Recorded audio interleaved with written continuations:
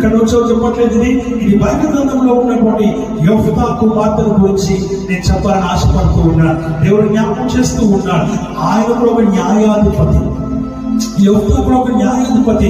ఆ యెఫ్తా న్యాయాధిపతి అయి ఉండి ఏం చేస్తున్నాడు? ఇశ్రాయేలుకు విజయం కలిగజేస్తున్నాడు.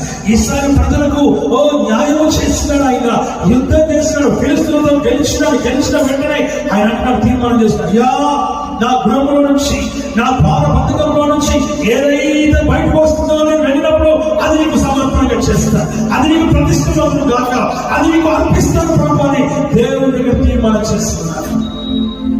ఎప్పుడైతే తన ఇంటి దగ్గరికి వచ్చాడో ఆ ద్వారంలో నుంచి మొదటిగా పరిగెత్తుకొని వచ్చిందో తెలుసా? తన కుమార్తె, ఒక్కగానొక కుమార్తె, తల్లి కూడా లేనటువంటి కుమార్తె, 21 ఏళ్ల కుమార్తె. పరిగెత్తుకొని రాగానే సంతోషపడ్డాడు. కానీ ఒక్కసారి ఆయనకి దేవుడికి చేసినటువంటి ఆ యొక్క తీర్మానం, ప్రామిస్ జ్ఞాపకం వచ్చింది, ప్రమాణం జ్ఞాపకం వచ్చింది. వెంటనే ఏం చేస్తున్నాడంటే గుండెలు బద్దలైపోయే రీతిగా తుమ్ము కొట్టుకుంటూ, రొమ్ము కొట్టుకుంటూ, మోకాళ్ళ మీద పడి ఏడవడం మొదలు పెట్టాడు.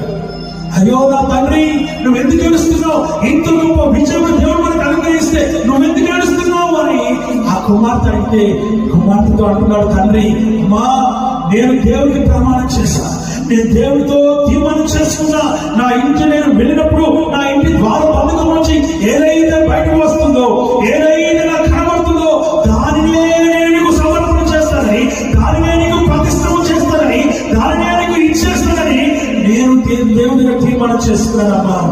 అందుకు నేను ఏడుస్తున్నా. నేను ఇప్పుడు దేవుడికి సమర్పణ చేయాలి, దేవుడికి నేను బాగా అనిపించా. ఏం చేయాలకు అర్థం కావట్లేదు. బిడ్డ అంటుంది, కుమార్తె అంటుంది, నానా తండ్రి, నువ్వు దేవుడికి తీర్మానం చేస్తున్నావు, ఇంతకంటే గొప్ప సంతోషమైన విషయం ఇంకోటి ఏమైనా ఉన్నదా? నీ గర్భంలో పుట్టినటువంటి నన్ను నీవు దేవుడికి సమర్పణ, నువ్వు అనుకోలేదు కదా నేనే వస్తుందని. కానీ నాకు సంతోషం ఎందుకు తెలుసా?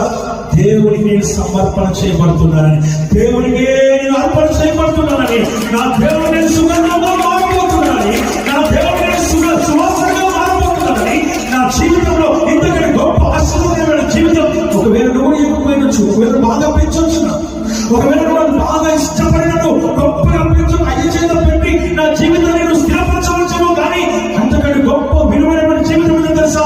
నన్ను దేవుడికి సమర్పణగా అయ్యే కృప నాకు అనుగ్రహింపబడింది.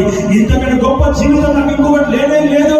నువ్వు సంతోషించాల్సింది, నువ్వు ఆనందించాల్సిన సమయం, నువ్వు దేవుడి సన్నిధిలో గొప్పగా గొప్ప విందు చేయాల్సిన సమయం. నువ్వు ఆనందించినానా, నువ్వు సంతోషించినానా?